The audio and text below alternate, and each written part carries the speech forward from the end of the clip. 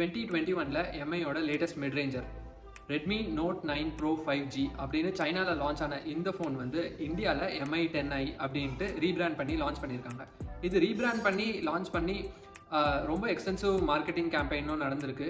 Made in India phone அப்படின்ட்டு exclusive for India அப்படின்னு promote பண்ணியும் இருக்காங்க.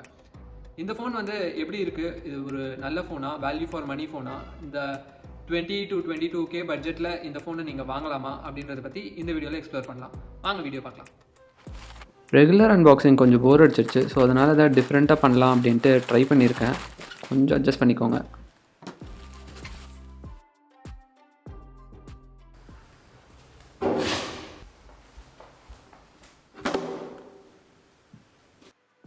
பாக்ஸில் எக்கச்சக்கமாக மேட் இன் இண்டியாவுக்கு அட்வர்டைஸ்மெண்ட் பண்ணியிருக்காங்க. அது போக என்ன இருக்குன்னா, ஒரு சிம் எஜெக்டர் டூல், ஒரு மேனுவல், அப்புறம் ஒரு 33 வாட்ஸ் ஃபாஸ்ட் சார்ஜர், ஒரு USB-C கேபிள், அப்புறம் ஃபோன், அப்புறம் ஃபோனுக்கு ஒரு நல்ல கிளியர் சாஃப்ட் கேஸ். ஸோ நல்லா தான் இருக்குது.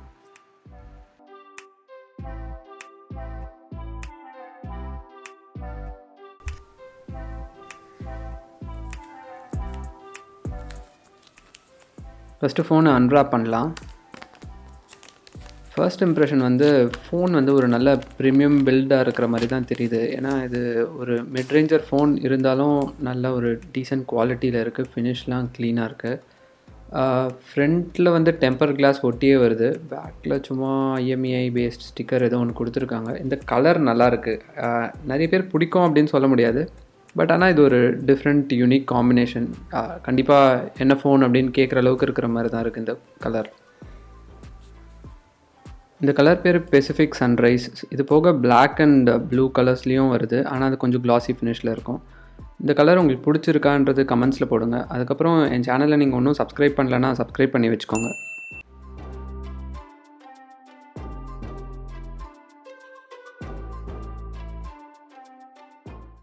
டிசைன் அண்ட் பில் பற்றி சொல்லணுன்னா, ஃப்ரண்ட் அண்ட் பேக்கில் கார்னிங் Gorilla 5 கிளாஸில் செஞ்சுருக்காங்க. பேக் வந்து ஒரு மேட் ஃபினிஷ் மாதிரி இருக்குது. ஆனால் அது இந்த கலருக்கு மாத்திரம்தான் எக்ஸ்க்ளூசிவாக இருக்குது. மற்ற 2 கலர்ஸில் அந்த மாதிரி இல்லை. இதோட வெயிட் வந்து கொஞ்சம் ஹெவியாக தான் இருக்குது. அப்படி இருந்தாலும் அந்த பில் குவாலிட்டி வந்து ஒரு ப்ரீமியம் ஃபீல் கொடுக்குது. ஸ்டேபிளாக தான் இருக்குது. ஃபோன் கையில் வந்து சீப் ஃபோன் மாதிரி தெரியல. ஃபோனோட ஒரு சைடில் கார்ட் ஸ்லாட் இருக்குது, இன்னொரு சைடில் எல்லா பட்டன்ஸும் இருக்குது. ஸோ பவர் பட்டன்லேயே இதில் வந்து ஃபிங்கர் பிரிண்ட் சென்சரும் எம்பெட் ஆகிருக்கு. இதில் இன்னொரு பெரிய அட்வான்டேஜ் என்னென்னா 3.5mm ஜாக் இருக்குது, USB-C பவர் சார்ஜிங் போர்ட் இருக்குது, அப்புறம் IR பிளாஸ்டரும் இருக்குது. இந்த ஃபோனோட டெக்னிக்கல் ஸ்பெசிஃபிகேஷனை வந்து நீங்கள் ஸ்க்ரீனில் பார்க்கலாம். டிஸ்பிளே பற்றி சொல்லணும்னா 6.67 inch full HD IPS LCD display கொடுத்துருக்காங்க. இதை பார்த்தா இவ்வளோ பெரிய ஸ்க்ரீன் தேவையானு தான் தெரியுது. 120 Hz ரிஃப்ரெஷ் ரேட் இருக்குது, 240 Hz டச் சாம்பிளிங் ரேட் இருக்குது. ஸோ ஃபோனோட டிஸ்பிளே வந்து கம்பேரிட்டிவ்லி ஸ்மூத்தாக இருக்குது. கலர்ஸும் நல்லாயிருக்கு. இந்த வீடியோவை விட ஆக்சுவலி ரியல் லைஃப்பில் பெட்டராகவே தெரியுது. நார்மல் கண்டிஷன்ஸில் இந்த ஸ்க்ரீன் நல்லா தான் இருக்குது. ஆனால் சன்லைட்டில் வந்து அவ்வளோ ஒன்றும் பிரைட்டாக தெரியல. பட் இது LCD ஸ்க்ரீனுன்றதுனால அந்த ட்ரேட் ஆஃப் இருக்க தான் செய்யும். ஆனால் LCD ஸ்க்ரீன் அப்படின்ட்டு குறைவாக என்ன வேணாம். ஏன்னா இந்த டிஸ்பிளே வந்து நான் ஒரு iPhone 12ஓட கம்பேர் பண்ணேன். ஸோ கம்பேர் பண்ணும்போது ஆக்சுவலி நல்லாவே இருந்துச்சு. நான் எதிர்பார்த்ததை விட பெட்டராக தான் இருந்துச்சு. கலர் ரீப்ரொடக்ஷன், வியூவிங் ஆங்கிள்ஸ் எல்லாமே நல்லாயிருக்கு. ஸோ எக்ஸாம்பிள் இந்த வீடியோவை நீங்களே பார்க்கலாம். ரெண்டுமே ஒரே வீடியோ பிளே ஆகுது. ஒன்று iPhone 12, ஒன்று MI 10. ஒரு மிட்ரேஞ்சர் ஃபோனோட டிஸ்பிளே வந்து ஒரு ஃப்ளாக்ஷிப் ஃபோனோட டிஸ்பிளேயோட கம்பேர் பண்ணுறது கரெக்ட் கிடையாது. பட் இருந்தாலும் அந்த கம்பேரிசனுக்கு அது ஈடு கொடுக்குது அப்படின்றது வந்து ஒரு நல்ல விஷயமா நான் பார்க்குறேன்.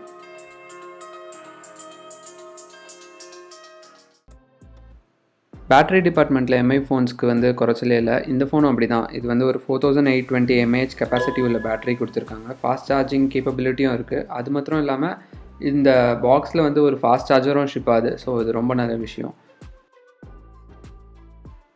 இதில் ஒரு குட்டி நோட்டிஃபிகேஷன் எல்இடியும் கொடுத்துருக்காங்க. இது சார்ஜ் ஆகும்போது எரியுது. அது மாத்திரம் நோட்டிஃபிகேஷன் எதாவது வந்துச்சுனாலும் லிட் அப் ஆகுது.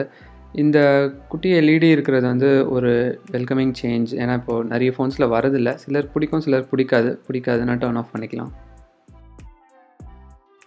அடுத்த பெரிய மார்க்கெட்டிங் ஃபீச்சரே இந்த ஃபோனில் வந்து இதோட குவாட் கேமரா செட்டப் தான். இதில் 4 கேமரா இருக்குது. ஒரு 108 megapixel main camera, 8 megapixel ultra wide, 2 megapixel macro, அப்புறம் 2 மெகாபிக்சல் டெப்த் கேமரா, ப்ளஸ் ஒரு 16 மெகாபிக்சல் செல்ஃபி கேமராவும் இருக்குது.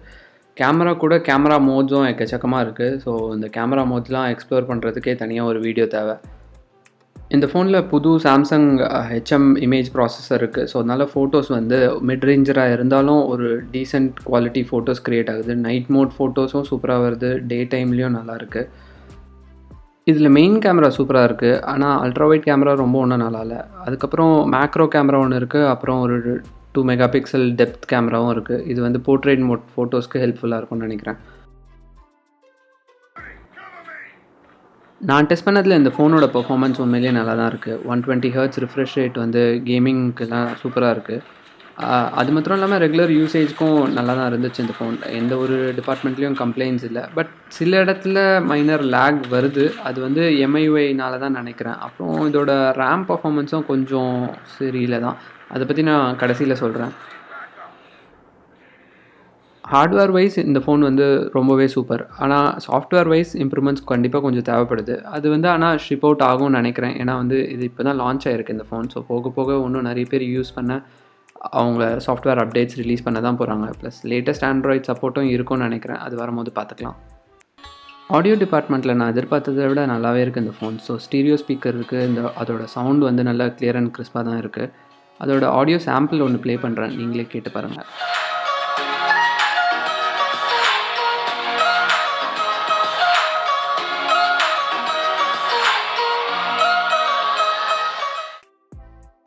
அடுத்த முக்கியமான கேள்வி, இந்த ஃபோனில் ஆட்ஸ் இருக்கா அப்படின்றது தான். அதுக்கு பதில் வந்து இந்த ஃபோனில் ஆட்ஸ் இல்லை, ஆனால் அன்வான்ட் ஆப்ஸ் நிறைய இருக்குது. ஸோ இது ப்ளோட்வேர்ஸ் வந்து நிறைய இன்ஸ்டால் ஆகி தான் வருது.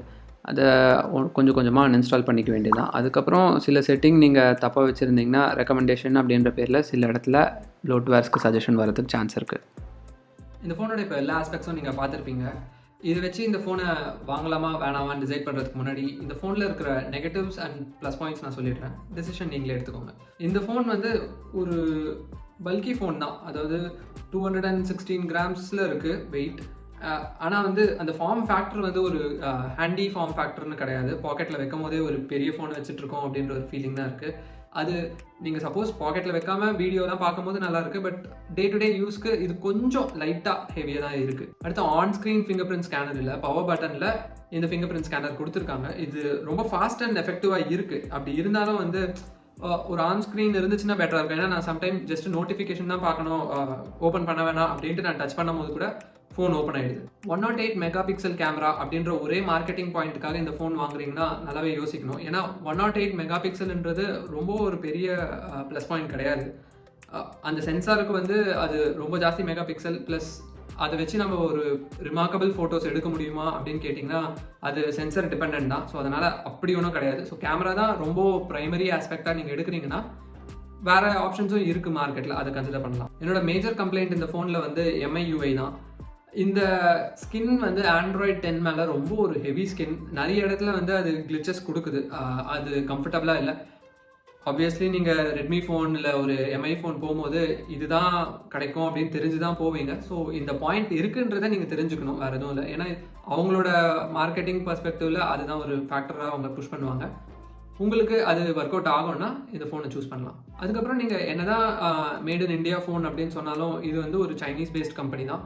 ஸோ இந்த ஃபோன் நீங்கள் வாங்கும் போது உங்களுக்கு ப்ரைவசி கன்சர்ன் வந்து எந்த அளவுக்கு இருக்கும் அப்படின்றது தெரியாது. நமக்கு ப்ரைவசி பாலிசி எல்லாமே கிளியராக தான் இருக்குது till date. But ads push பண்ணல, ஒரு நல்ல பாசிட்டிவ். ஆனால் சில இடத்துல வந்து ரெக்கமெண்டேஷன் அப்படின்ற பேரில் அவங்க சஜஸ்டட் அப்ளிகேஷன்ஸ் தான் புஷ் பண்ணுறாங்க.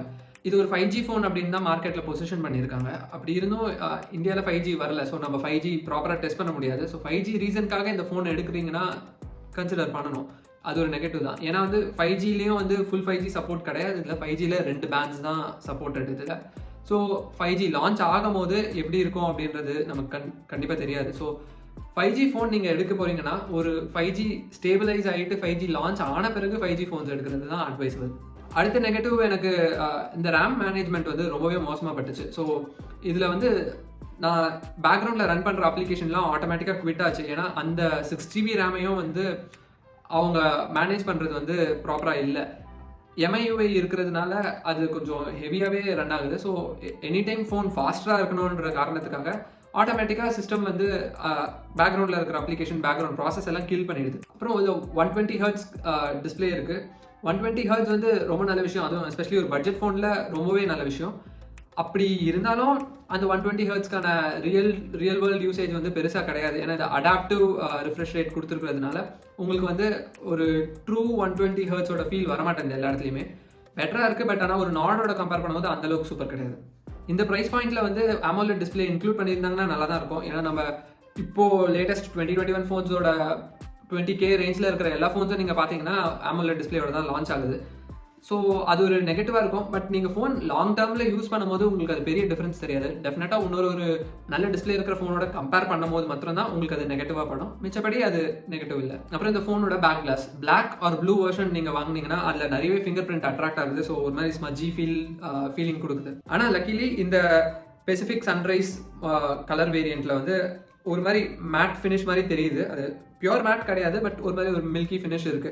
ஸோ இந்த ஃபினிஷ்ல வந்து அவ்வளோவா ஃபிங்கர் பிரிண்ட்ஸ் அட்ராக்ட் ஆகுது, பட் இதுலயும் ஆகுது, ரொம்ப கிடையாது. எனக்கு தெரிஞ்சு இது ஒரு பெட்டர் கலர் ஆப்ஷனாக இருக்கு. இதுக்கு மேலே நான் வந்து ஜஸ்ட் நிட்பிக் தான் பண்ணுறேன். இதில் வந்து SD கார்ட் ஸ்லாட் டெடிகேட்டடாக இல்லை, டியூவல் சிம் ஸ்லாட் கொடுத்துருக்காங்க. அதில் வந்து hybrid slot. So 2 sim card நீங்கள் யூஸ் பண்ணுறீங்கன்னா உங்களால் SD கார்டு யூஸ் பண்ண முடியாது. பட் சிங்கிள் சிம் தான் யூஸ் பண்ணுவீங்கன்னா ஒரு சிம் கார்டு அண்ட் ஒரு SD கார்டு யூஸ் பண்ணிக்கலாம். அப்புறம் இந்த மேக்ரோ கேமரா இட் ஒர்க்ஸ். அதாவது இது கார்பேஜ் அப்படின்னு சொல்ல மாட்டேன் டெஃபினட்டாக. ஏன்னா சில சினாரியோவில், அதாவது வெல்லிட் சினாரியோவில் மேக்ரோ கேமரா கண்டிப்பாக ஒர்க் ஆகுது. அந்த 2 மெகாபிக்சல் கேமராவாக இருந்தாலும் மேக்ரோக்கான வேலையை அது பண்ணுது. அப்படி இருந்தும் அந்த மேக்ரோ கேமரா வந்து பெஸ்ட் இன் ரேஞ்ச் கிடையாது. கண்டிப்பாக அது ஒரு 5 மெகாபிக்சல் கேமராவாக கொடுத்துருக்கலாம். அண்ட் மேக்ரோ இல்லைனா கூட பெரிய ரெகுலேட்டே இருந்திருக்காது. ஏன்னா இதோட மெயின் கேமராவே மேக்ரோ ஃபோட்டோகிராஃபி எடுக்கிற அளவுக்கு கேப்பபிளாக தான் இருக்குது. அப்படி இருந்தும் இந்த எக்ஸ்ட்ரா 2 கேமரா வந்து ஏன் கொடுத்தாங்கன்னு தெரியல.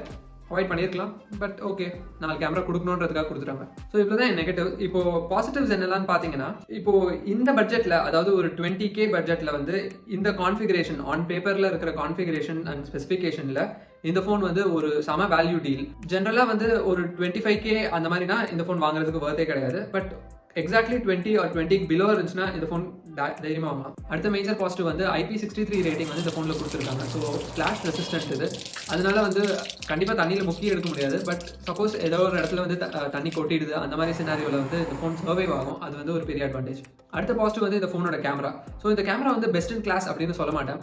ஆனால் வந்து இந்த கேமரா வந்து ஒரு absolute fun and entertainment filled camera. So இந்த கேமரா வச்சு நீங்கள் இதோட மோட்ஸை நீங்கள் எக்ஸ்ப்ளோர் பண்ணிங்கனாலே நல்லா உங்களுக்கு டைம் பாஸ் ஆகும். அண்ட் நிறைய கிரியேட்டிவாக இந்த கேமரா வச்சு நீங்கள் பண்ண முடியும். இந்த ரிவ்யூட கன்க்ளூஷன் என்னன்னா, 20,000 ரேஞ்சில் ஒரு மிட் ரேஞ்ச் ஃபோன் நீங்கள் பார்த்துட்டு இருக்கீங்கன்னா அண்ட் உங்களுக்கு கேமரா அண்ட் கேமிங் பெர்ஃபார்மன்ஸ் ரொம்ப முக்கியம் அப்படின்னா இந்த ஃபோனை தாராளமாக வாங்கலாம். நெகட்டிவ் வந்து கண்டிப்பாக இருக்குது. அந்த நெகட்டிவ் பற்றி நீங்கள் தெரிஞ்சுக்கிட்டு வாங்கும்போது ஒரு பெட்டர் டிசிஷன். ஏன்னா வாங்கிட்டு அதுக்கப்புறம் இதெல்லாம் இருக்குது அப்படின்னு தெரிஞ்சுக்கிறதுக்கு முன்னாடி நீங்கள் தெரிஞ்சுக்கிட்டீங்கன்னா அந்த நெகட்டிவ்ஸோட நீங்கள் வச்சுக்கலாம் அப்படின்னு நினச்சிங்கன்னா இந்த ஃபோனை தைரியமாக வாங்கலாம். ஸோ இவ்வளோ தான் Mi 10iயோட ரிவ்யூ. இந்த வீடியோ உங்களுக்கு பிடிச்சிருந்துச்சுன்னா லைக் பண்ணுங்கள். அதுக்கப்புறம் என் சேனலை நீங்கள் ஃபர்ஸ்ட் டைம் பார்க்குறீங்கன்னா சப்ஸ்கிரைப் பண்ணுங்கள். தேங்க்யூ ஃபார் வாட்சிங். See you in the next one.